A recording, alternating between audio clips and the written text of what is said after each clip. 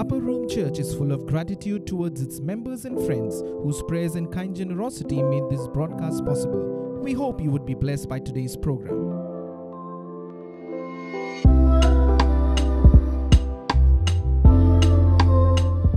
हाय, मेरा नाम जॉश है। वॉकिंग ऑन द वे के आज के एपिसोड में मैं आपका स्वागत करता हूँ। हम में से कई है जिसने पिता परमेश्वर को अपना जीवन दिया है, पर क्या हम सब ये जानते हैं कि पिता परमेश्वर को देने से आत्मा में एक्चुअली होता क्या है? इसी सवाल का जवाब आज के वचन में पास्टर मोसेस डेविड हमारे लिए लेकर आ रहे हैं। लेकिन इससे पहले हम वचन में जाए, आइए एक गीत के द्वारा पिता परमेश्वर की आराधना करें। हमारा प्रभु सुंदर है उसका नाम, फिर से महान है हमारा प्रभु, सुंदर है उसका नाम, उसके काम बदलते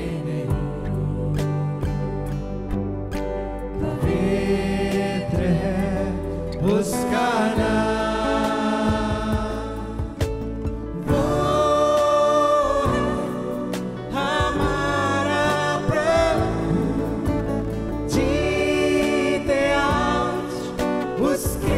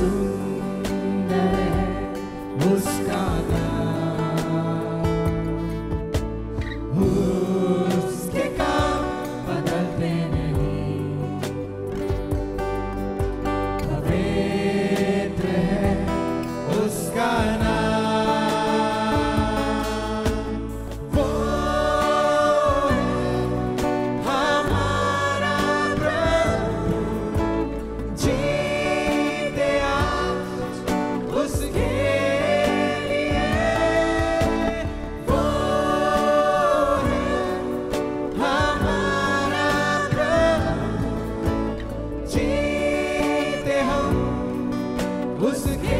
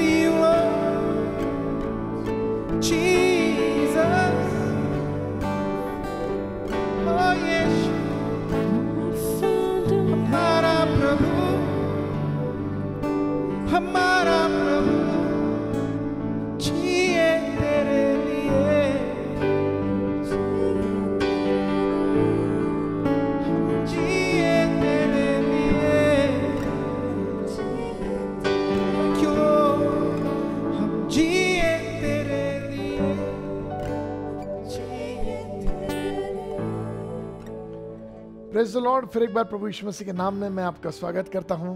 मैं धन्यवाद देता है सुंदर दिन के लिए जो प्रभु ने हम सबको दिया। आज जो टॉपिक, जिस बात के विषय में हम परमेश्वर के वचन में से सीखने जा रहे हैं, वो है न्यू बर्थ रियलिटी। एक्चुअली बहुत सारे लोग हैं जिन्होंने नया जन्म पा लिया, अपने पापों की क्षमा पा ली, उद्धार को पा लिया, मगर फिर उनको पता ही नहीं कि उद्धार पाने के बाद उनके जीवन में क्या हो गया। बड़े थोड़े में से परमेश्वर के वचन में से हम ये बात को सीखेंगे कि जब हमने नया जन्म पाया है तो एग्जैक्टली क्या हो गया है। जब हमने नया जन्म पाया है तो हमारे अंदर क्या हो गया, स्पिरिचुअल रेलम में क्या हो गया।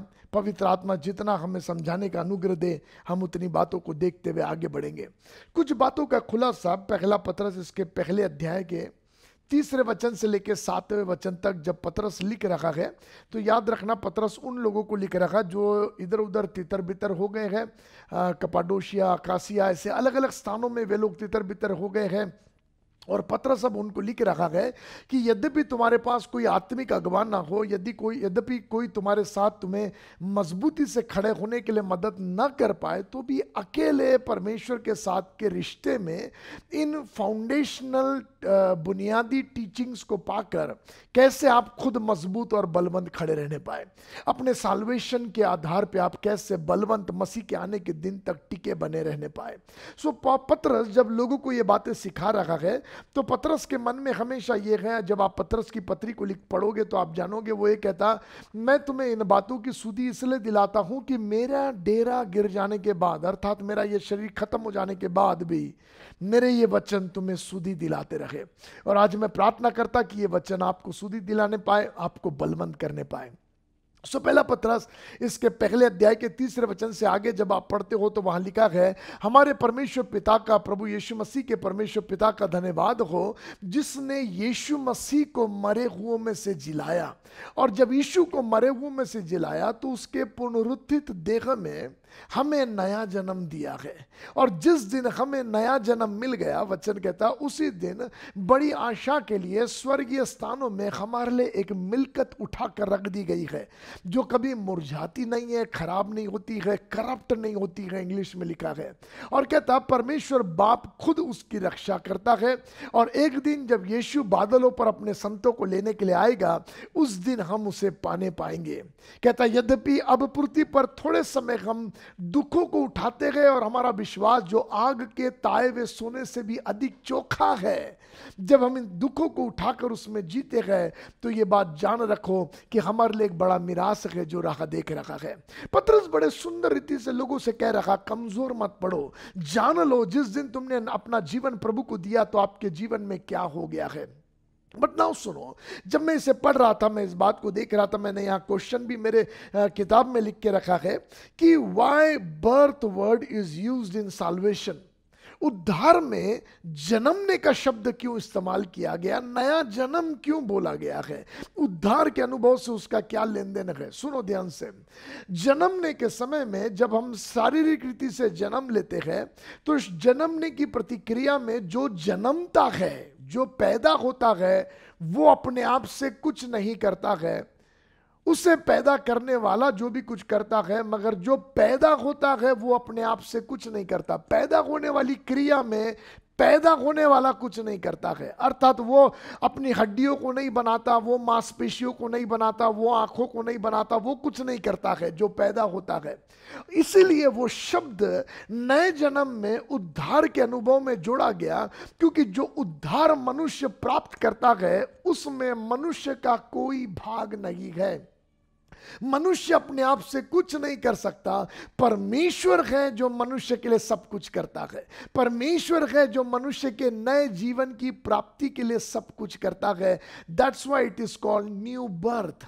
और जब नया जन्म इंसान पाता है तो ये बारकाई को आप समझ लो कि जिस समय वो नया जन्म पाता है तो उसका रंग नहीं बदल जाता है, उसका कद नहीं बदल जाता है, वो नाटा है तो लंबा हो जाए, ऐसा कुछ नहीं होता है। मगर जब वो नया जन्म पाता है तो वो गरीब से धनवान हो जाए, चीजें हो जाए, ये सारी चीजें उसके जीवन में बदलाव, बाहरी बदलाव, शारीरिक बदलाव उसके जीवन में नहीं होता है, मगर उसका भीतरी मनुष्यत्व, उसका आत्मा जो आत्मिक मरी हुई दशा में पड़ा रहता है उसमें जीवन प्रवेश कर जाता है और अंदर से इंसान बदल जाता है। अब उसकी चाहतें बदल जाती है, उसके फीलिंग्स बदल जाते हैं। तो जिस दिन हमने नया जन्म पाया उस दिन से हमें मसीह का स्वाद लग गया है। और जब यीशु मसीह का स्वाद एक नए जन्म पाए हुए व्यक्ति को लग जाता है, नए जन्म पाए हुए दिन में, उस दिन से उसके अंदर पाप का स्वाद फीका हो जाता है। उसे पाप में मजा आना बंद हो जाता है, क्योंकि अब उसको यीशु की संगति का स्वाद लग गया। उसे उद्धार के अनुभव में यीशु की चटक लग गई, जिसके विषय में लिखा है परख कर देख यहोवा कैसा भला है। जिसके विषय में लिखा है चख कर देख वो चट्टान के मधु से भी मीठा है। एक बार उद्धार के दिन जब मनुष्य यीशु मसीह के रिश्ते के स्वाद को, उसकी मोहब्बत को चख लेता है ना, तो वो मरने तैयार हो जाता है, मगर यीशु को छोड़ना नहीं चाहता है। यद्यपि उससे कोई गलती हो जाए तो भी वो गलती में पड़े नहीं रह सकता, क्योंकि उसे मजा नहीं आता उसमें। उसके अंदर एक रेस्टलेसनेस बिल्ड हो जाता है और वो उठकर वापस दौड़ा चला होता और आता है और कहता है पापा गलती हो गई, मैं वापस नहीं जाऊंगा। That is the beauty of solvation, that is the beauty of new birth, जो आपके फीलिंग्स, आपके स्पिरिचुअल टेस्ट, आपके अंदर की चाहतें, लगन, उन सारी चीजों को अंदर से बदल देता है। और कैसे बदल देता मालूम? उसके जैसे बदल देता जिसमें से तुम निकले हो। ध्यान से सुनो, जब एक बकरी का बच्चा बकरी में से निकलता है तो वो बकरी के जैसा होता है। जब एक शेर का बच्चा शेर में से निकलता तो शेर के जैसा होता है। ऐसे जब यीशु मसीह में से नया जन्म मिलता है तो वो नया जन्म पाया हुआ यीशु के जैसा हो जाता है। उसकी चाहत यीशु जैसी होती है, उसकी डिजायर्स यीशु जैसे होते हैं। यीशु की क्या चाहत है? मुझे जियो या मरूं, मैं पिता को खुश करने के लिए जीऊंगा। नया जन्म पाया हुआ व्यक्ति के अंदर वही लगन लग जाती है। वो परमेश्वर बाप को खुश करने के लिए जीता है, वो दुनिया को खुश करने नहीं जीता। उसे प्रॉपर्टी का लालच देकर तुम पलटा नहीं सकते। यदि कोई उससे कहे बाप दादाओं की प्रॉपर्टी से तुझे निकाल देंगे, तो उद्धार पाया हुआ प्रॉपर्टी को पकड़ के नहीं बैठता। जिसने रियल उद्धार पाया है वो प्रॉपर्टी, जमीन, जायदाद, रिश्ते, नाते सब छोड़ देगा, क्योंकि उसने स्वाद यीशु मसीह का चख लिया है और वो उसके अंदर यीशु की दीवानगी ट्रांसफर हो गई है। और वो यीशु जैसा हो जाता, जहां वो कहता मुझे दुनिया नहीं चाहिए, कुछ नहीं चाहिए, मुझे केवल ये पिता चाहिए और मेरा लाइफ पिता को प्रसन्न करने वाला लाइफ है। यही मेरी खुशी है कि मैं अपने पिता को प्रसन्न करूं। ये न्यू बर्थ की रियलिटी वाले व्यक्ति का डिजायर चेंज हो जाता है। कुछ बातें पवित्र आत्मा जो बताना चाहता, मैं आपको बताना चाहता हूं। एक और बात, आप इंपॉर्टेंट बात नए जन्म के विषय में जान लो। मैंने यहां लिख के रखा, new birth is not getting new religion.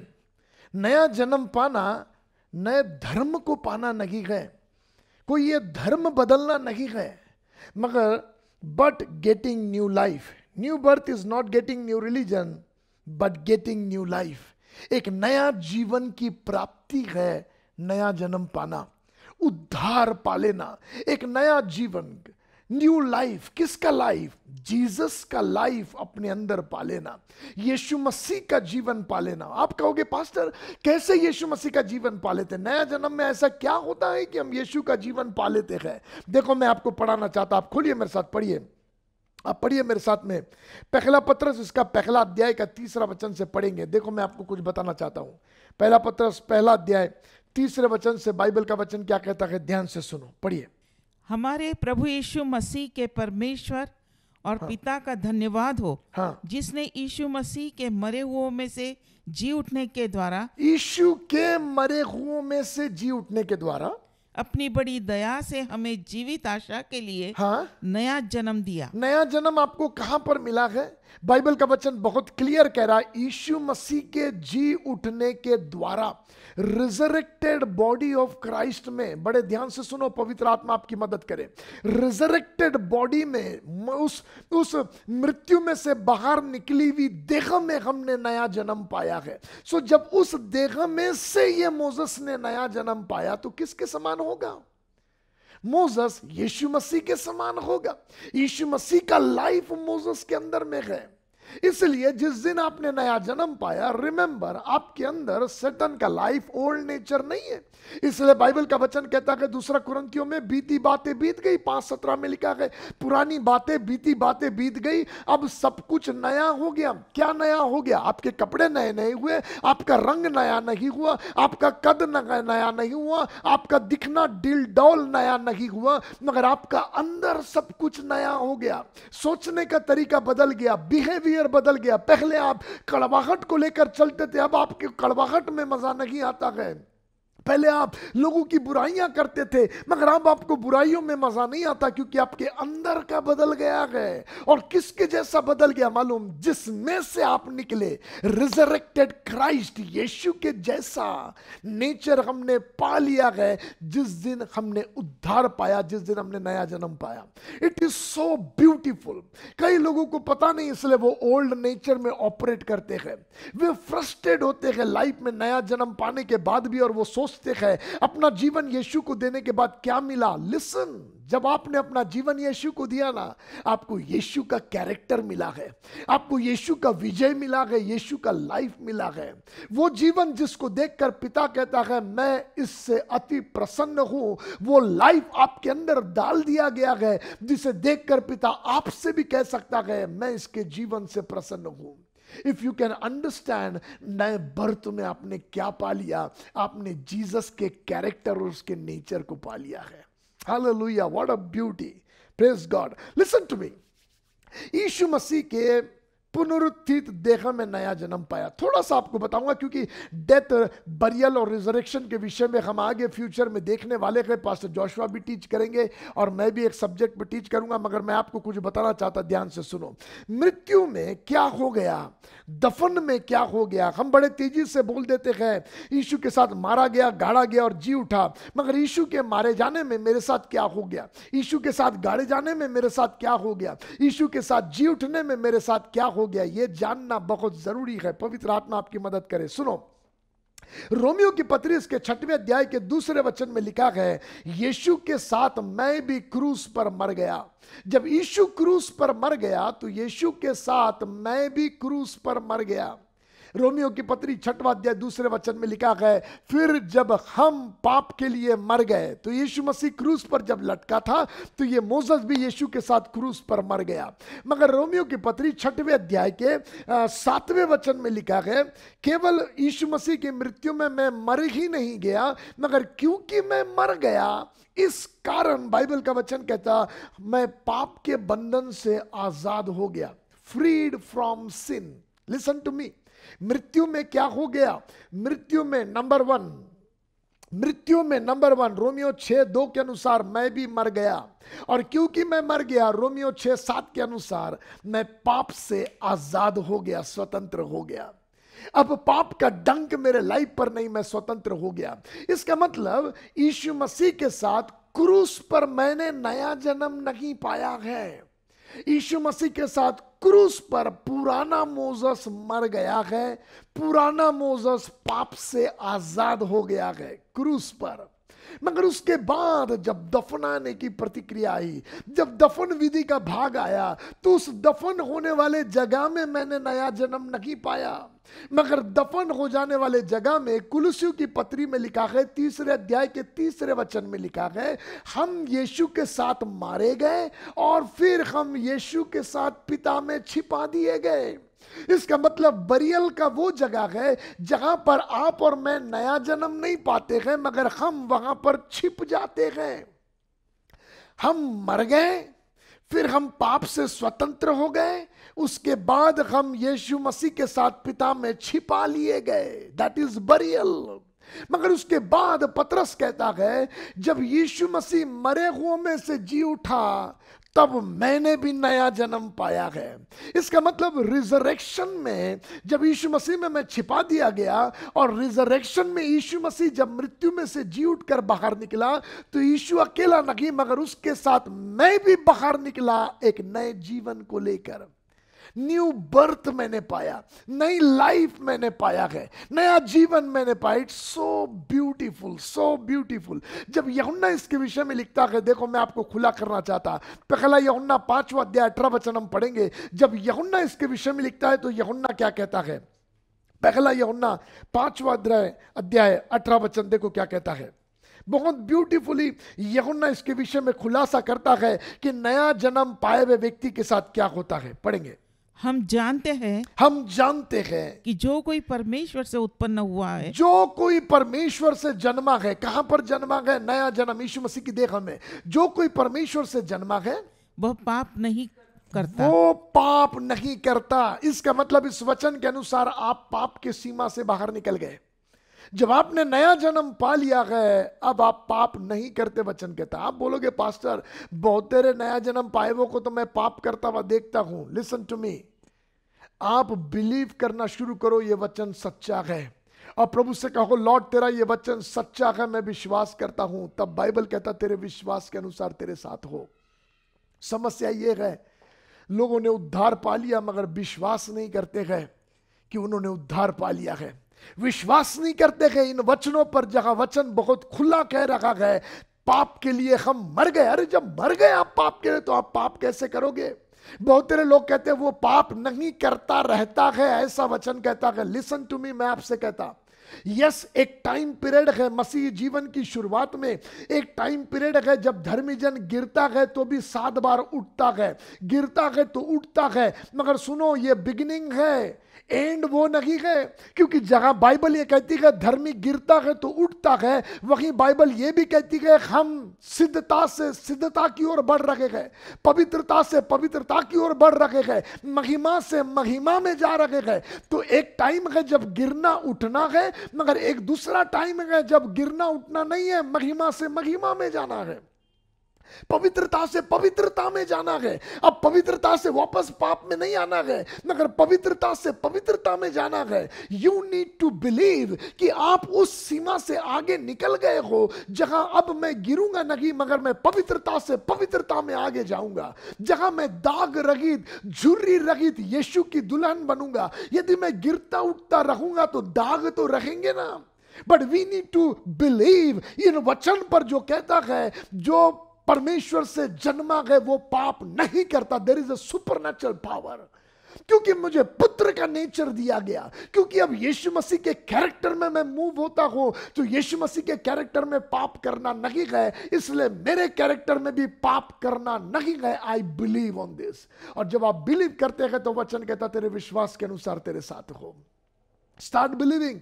झूठ पर बिलीव मत करो, दूसरे लोग क्या कहते हैं उस पर बिलीव मत करो, वचन क्या कहता है उस पर बिलीव करो और उसको पकड़ लो, और आपके साथ इसी वचन के अनुसार बातों को होता हुआ आप देखेंगे। सो नंबर 1 बाइबल का वचन कहता है वो पाप नहीं करता। आगे पढ़ेंगे, देखो क्या कहता है, पढ़ो। पहला यूहन्ना 5:18।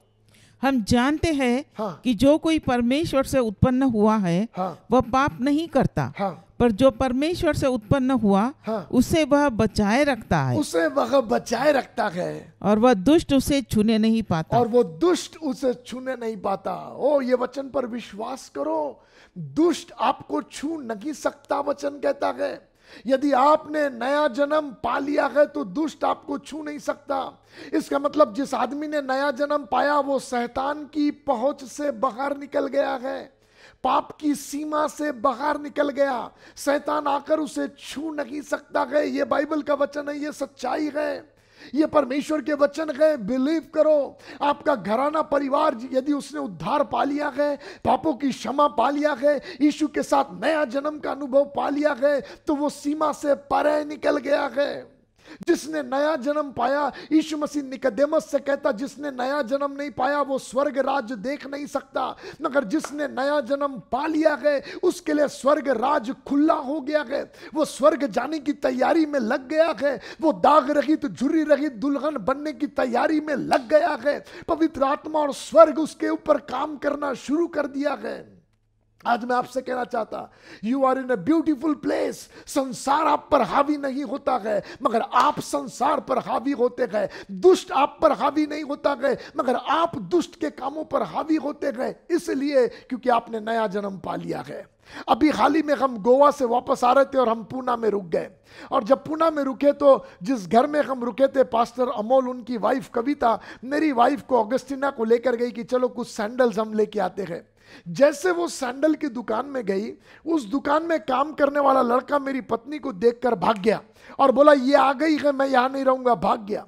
वो दुकान की ओनर कहने लगी कि क्या हो गया, आपने कभी इसको डांटा था क्या, ये क्यों ऐसा भाग गया, क्या हो गया? मेरी पत्नी बोली नहीं, मैं तो आपकी दुकान में पहली बार आई। मालूम क्या हुआ? जो परमेश्वर का प्रेजेंस उद्धार पाने पर आपने पा लिया है ना, उसको शैतान बर्दाश्त नहीं कर पाता है, दुष्ट भाग जाता है। मैं आपको बताना चाह रहा, एक लास्ट स्टोरी बताकर वचन बंद करूंगा। नागपुर में पास्टर जगदीश, हमारे पास्टर जगदीश को एक दिन फोन आया और फोन था, आप जल्दी आओ पास्टर, हमारे घर में किसी ने नींबू पर गुलाल वगैरह लगाकर फेंक दिया है, आप जल्दी आओ। मेरे बेटे ने उसको हाथ लगाया और उसको बहुत जोर से करंट लगा पास्टर, वो गिर गया।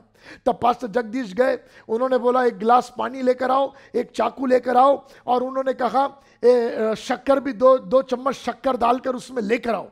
और उन्होंने लिया, नींबू को उठाया, काटा, नींबू पानी मिला के पी लिया। पास्टर जगदीश को कुछ भी नहीं हुआ। लड़के ने हाथ लगाया तो करंट लगा। पास्टर जगदीश ने नींबू पानी बना के पी लिया, मगर कुछ नहीं हुआ। क्यों नहीं हुआ? क्योंकि बाइबल का वचन कहता जिसने नया जन्म पा लिया है ना, वो शैतान की सीमा से बाहर निकल गया है। आपको जादू टोना से डरने की जरूरत नहीं, आपको मैली विद्याओं से डरने की जरूरत नहीं। जिसने नया जन्म पा लिया उसने उत्तम बात पा लिया है। आज मैं आपसे कहना चाहता, सुनो, यदि इस नए जन्म से आप वंचित है तो आज यीशु आपके लिए यह नया जन्म उपलब्ध करके है। सिर्फ आपको इतना करना है, अपने पापों को मानकर यीशु से माफी मांगना है और कहना जीसस मुझे क्षमा कर, आज मैं अपना जीवन पूरे रीति से आपको दे देता हूं। इतनी सच्चाई की प्रार्थना एक नया जीवन आपके अंदर रिलीज करती है, यीशु का कैरेक्टर आपके अंदर रिलीज करती है और आपको दाग रहित, झुर्री रहित दुल्हन बनाकर स्वर्ग राज जाने के लिए लायक बनाती है। दिल की गहराई से आज प्रार्थना करो, ये वचन सुनते समय अपना जीवन यीशु के हाथ में दो। नया जन्म एक सुंदर जीवन है। आइए अपनी आंखों को बंद करें, हम प्रार्थना करेंगे।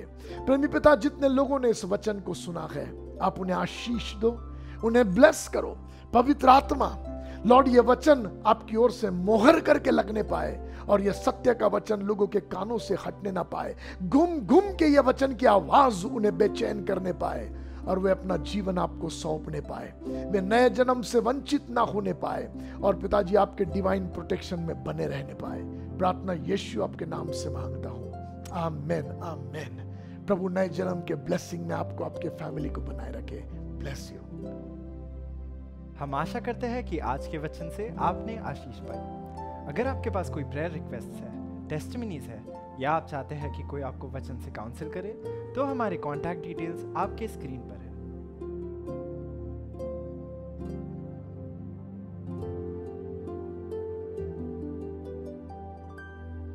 अबरूम चर्च की मीडिया मिनिस्ट्री आप जैसे लोगों के आर्थिक योगदान और प्रार्थनाओं का नतीजा है। अगर आप भी हमारे साथ आर्थिक रीति से जुड़ना चाहते हैं तो हमारे अकाउंट डिटेल्स आपके स्क्रीन पर है।